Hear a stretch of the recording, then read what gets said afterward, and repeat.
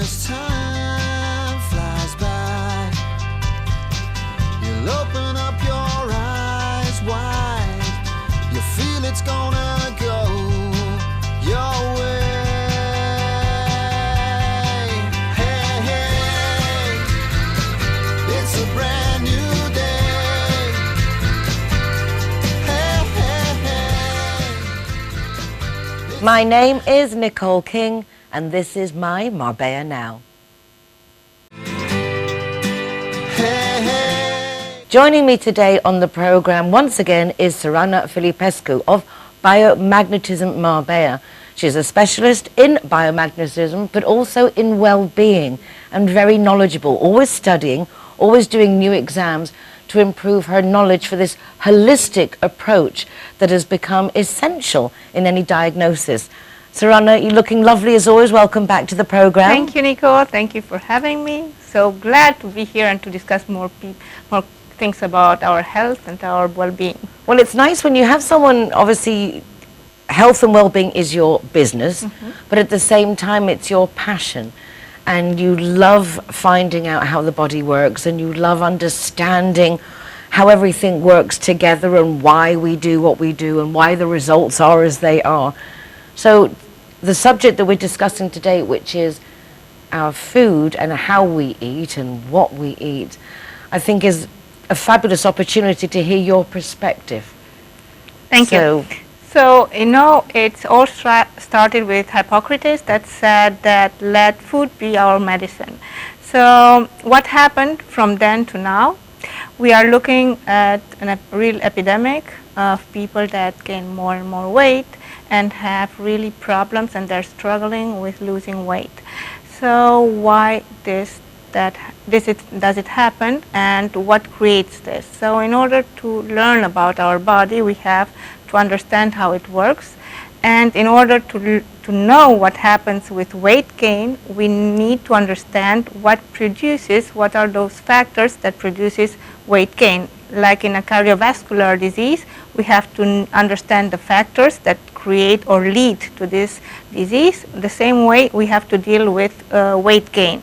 So the things that we are noticing lately is this people that gain weight, and everything is related, I think, to the way we focus on this problem.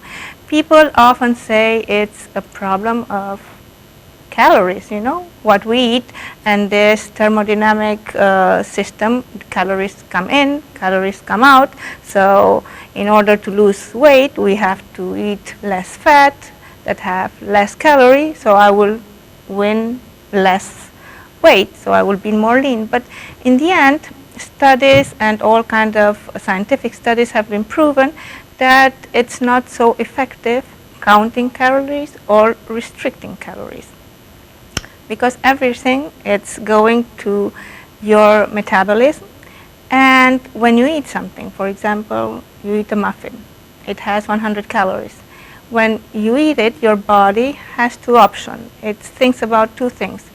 Am I going to store this, or am I going to burn it and have more calories? So, or either you will be fatter with 100 more calories, or you will have more energy to use.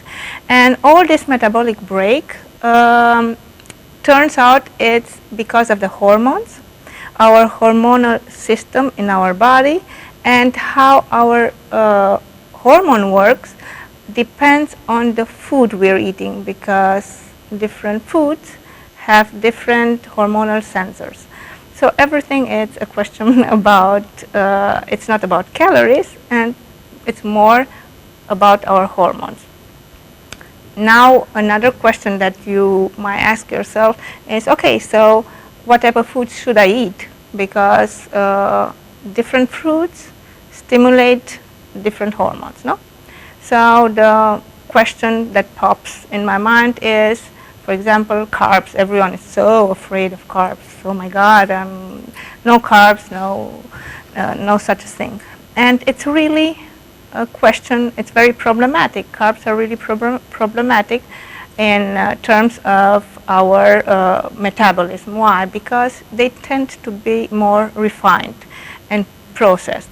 you will, for example, bread or a donut or glucose, they're highly processed, and they're used, for example, in flour that's highly processed, and through this process you lose a lot of fiber, a lot of fat, a lot of the real nutrients, and you will find, you will end up with a product, for example, the flour that's a very fine powder. So why do they process it to this degree? To keep it from going off in the stores? Of course, yeah. So that's the only Yeah, reason, to so- make it a shelf life longer. Shelf life longer, and also the processing. It's from wheat to produce donuts, or bread. They go to a lot of processing. A lot of factors they have to add things in order also to stimulate your taste, and all those things. It's not natural, and we are designed, and we have the enzymatic system in order to digest and to break down all the foods for 3 million or 4 million of years. They developed in our body, but we cannot recognize all this processed food. We don't have the enzymes. We are now trying to adapt and to find more like metabolic routes to process those foods.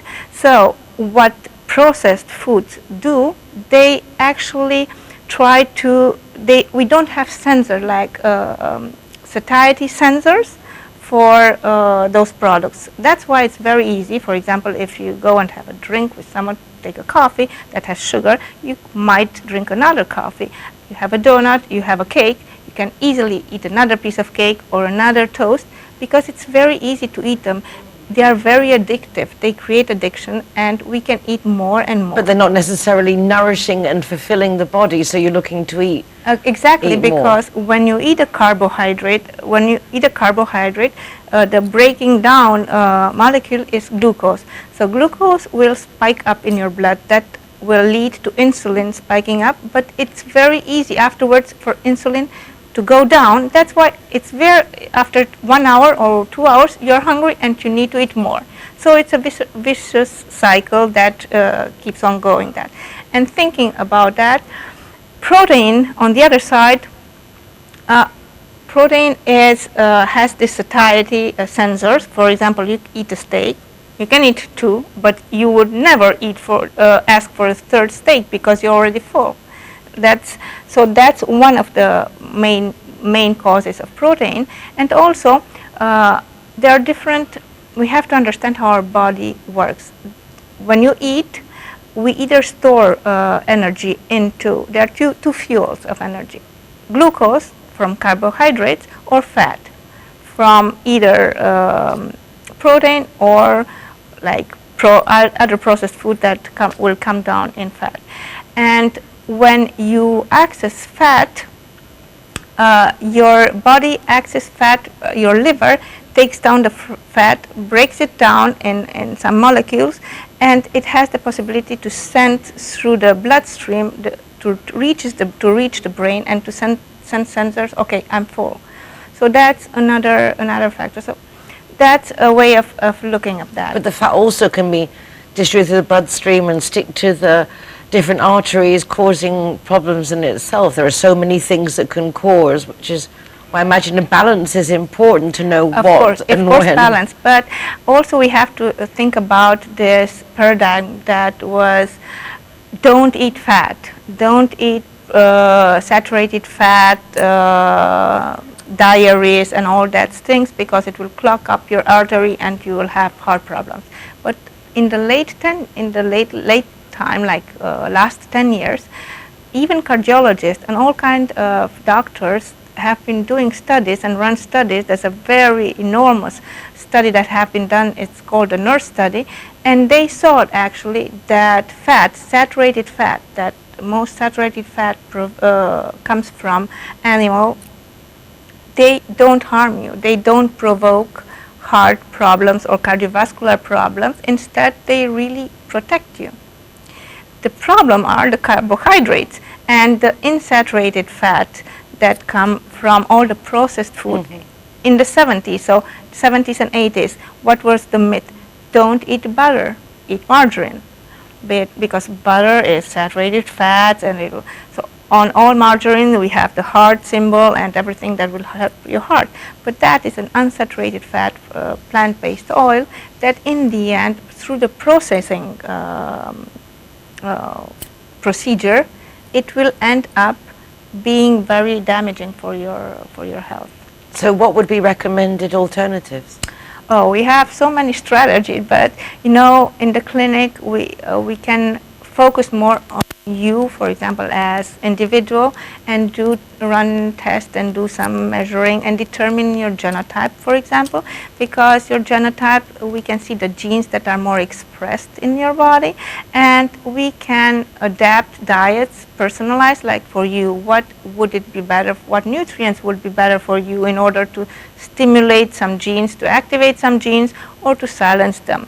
Because what we don't want to achieve is what happens nowadays. People gain weight, and that gaining weight leads to diabetes type 2. A lot of people have diabetes type 2, and that causes a lot of ailments and health debilitating issues like kidney problems or heart attacks or strokes or even eye problems, etc. and etc. So that all is related to weight gain. So in order not to have those problems, you have to see what genes you have and what genes you want to silence in order not to have those outcomes.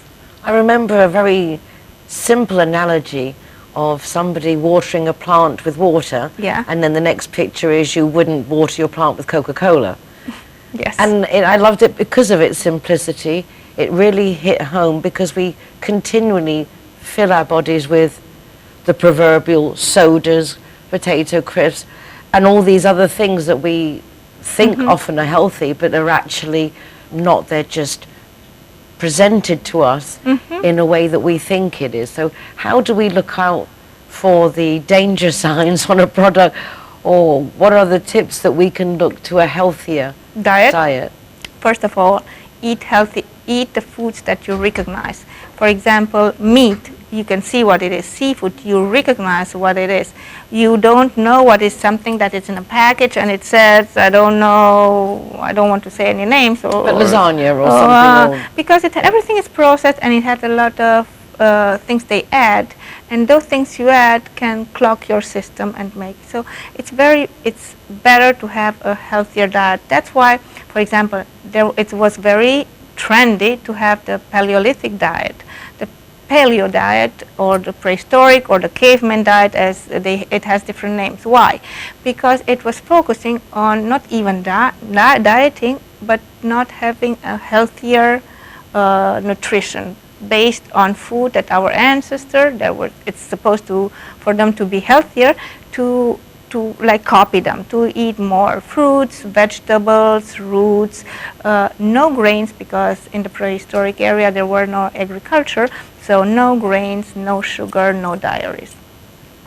And it's really a good emphasis, making emphasis in that, because you will be healthier, and you will help your body cope with all those metabolic routes. And it's very important to eat. It's very important to metabolize what you eat, but also a very important factor is to excrete, to eliminate all those products that you have in you. So, and there's also specific foods that one should eat, and fruits to detox. To detox, of course. These other words that have become very familiar with sin, gluten-free. Gluten-free, of course, yeah. So what is the importance of, before we quickly go to a break, of the gluten? Why suddenly is everybody reacting to gluten? Because also gluten is very processed, a very processed thing, and we have to think about our agriculture. First, the earth, the seed, the pesticide, everything has to do with, everything is altered. So this alteration, our body, as I said, we have enzymatic systems that break down everything what we eat.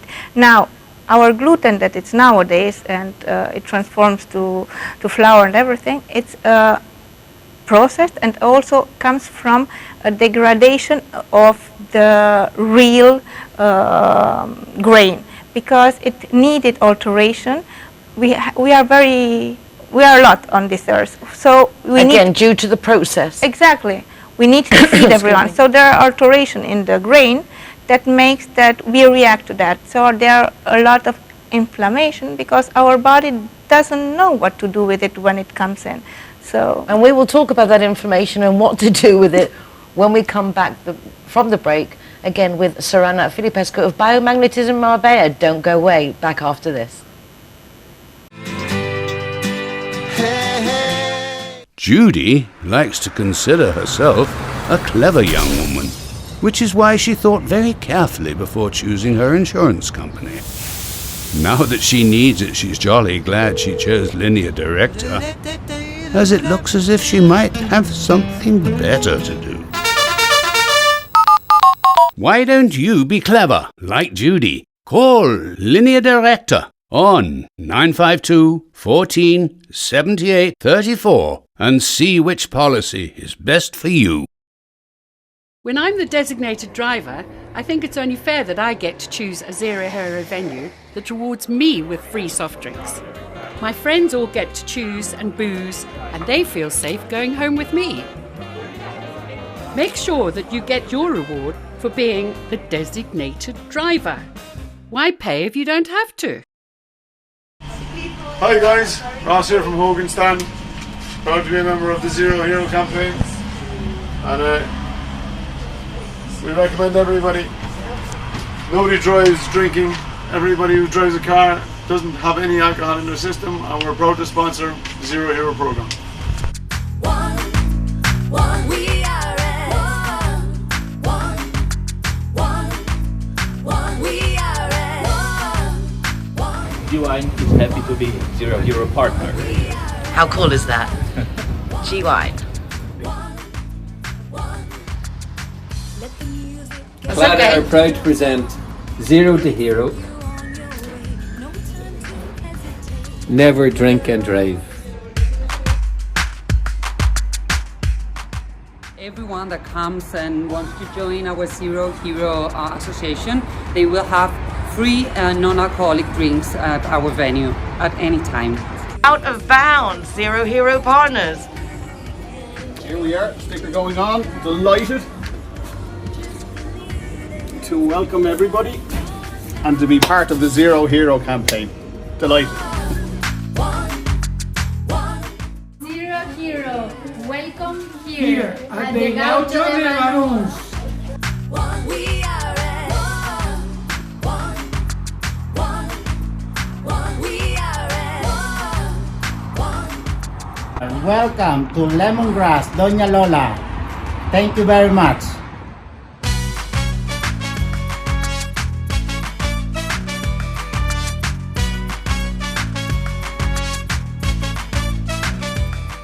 Zero Hero, welcome to Portofino, Cabo Pino. Hi guys, Kazakhstan is proud to welcome the Zero Heroes. So come on in and enjoy free soft drinks for anyone who is the designated driver. Thank you, Nicole. one beating heart.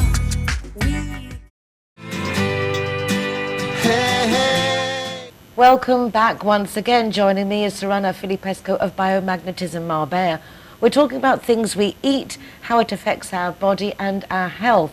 And now in this second half, we're going to be talking specifically about some tips that Serana can give us to eat and feel better.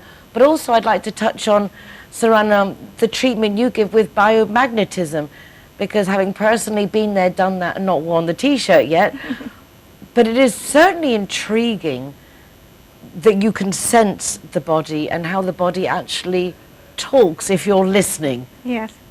You have to pay very much attention in your body's reaction when you do the treatment. You have to be there, of course. Like any other treatment, you have to take in consideration the patient's history, and the narrative, to see his environment, his daily eating program, his habits, because with magnets we can help a lot. We can balance you out, we can balance the pH, and we know the pH is very important for maintaining the homeostasis, like the natural functioning of our body.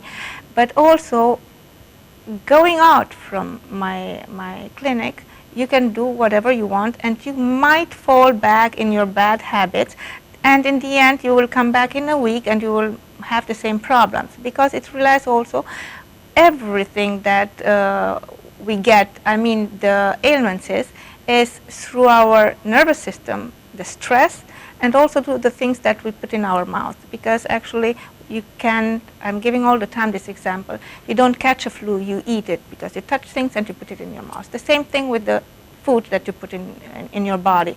Food can really produce a lot of acidification that leads to a lot of other, it's a vicious cycle. So we have to pay attention what we eat in order to maintain our pH balance. Food in general is acid, but the way our body copes with that, it's easier to detox or to balance out certain foods, natural foods, and it's more difficult to eliminate all those metabolic waste from processed food. What I do when people come and, for example, have digestive problem, that I see of lots of those lately, well, we try to find out what's causing this.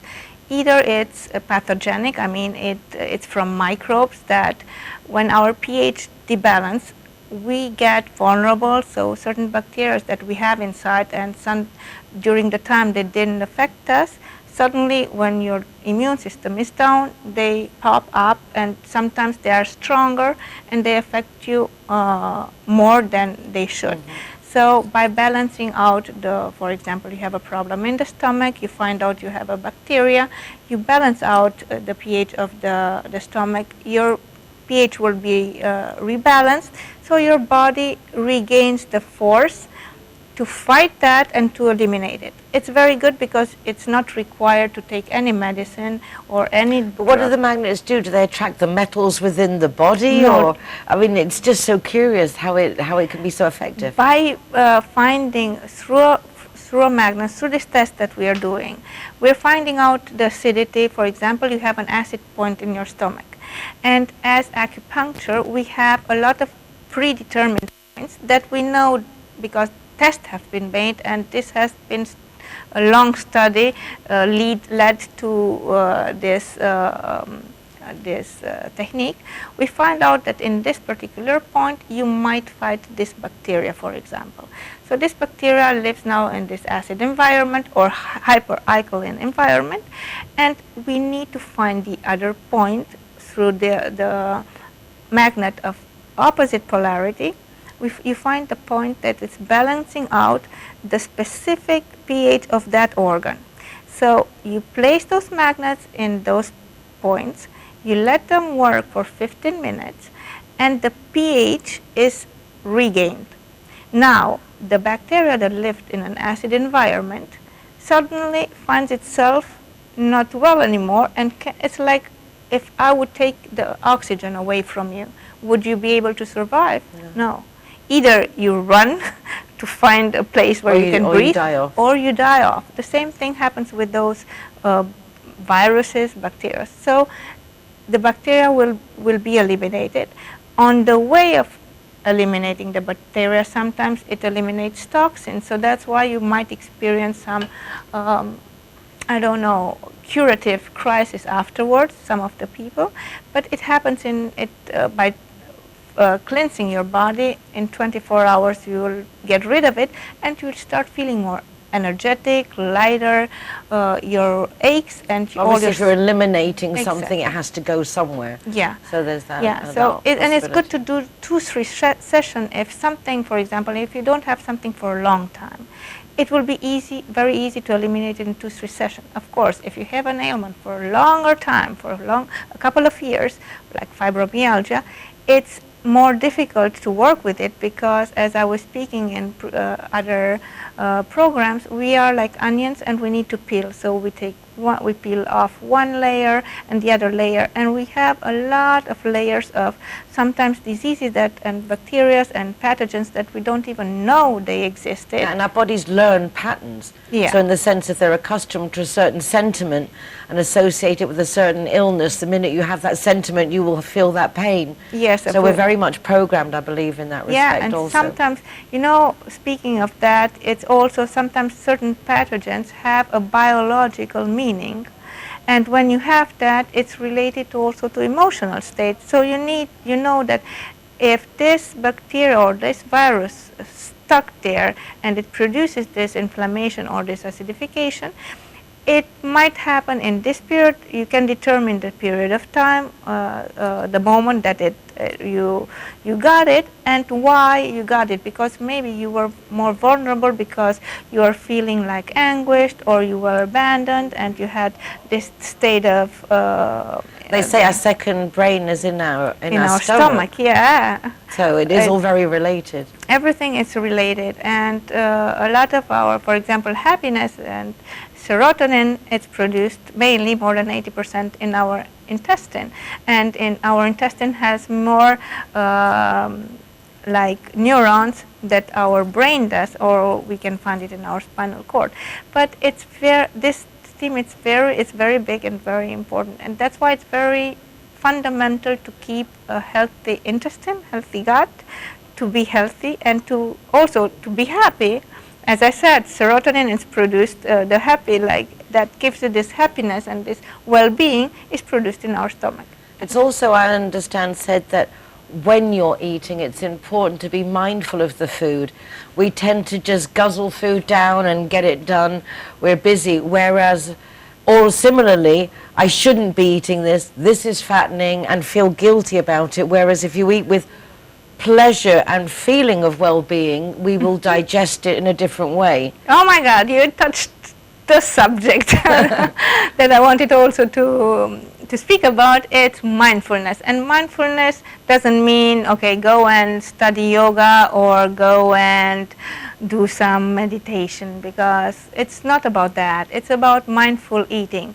A lot of mindful eating means we should really learn how to listen to our body. When it's hungry, we need to eat, and when we're full, we need to stop.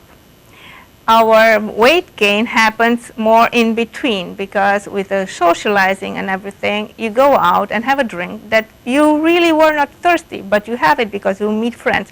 And on the table, they put some crackers, or they put some nuts, or they put some peanuts.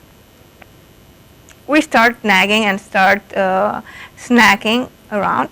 But that's happening because all the people are doing the same, not because we are hungry.